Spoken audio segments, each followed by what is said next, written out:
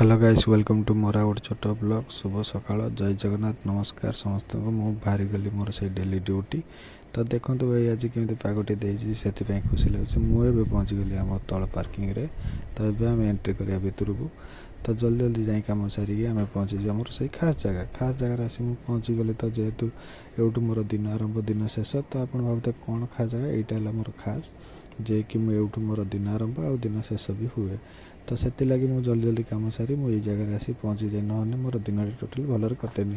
तापर आमर ड्यूटी सरीगला, एवं आम जा रूम को। तो मुझे जहाँ सका मानने सका देखी जहाँ पगटा भल था मो मन से खुशी था। मुझे भाविली फेर वर्षा पर जहाँ भल पग भी देता। तो आउ जड़े भाई आसने किसी समय आम वेट करदे। तापर सी आसला कि बाहर जावा।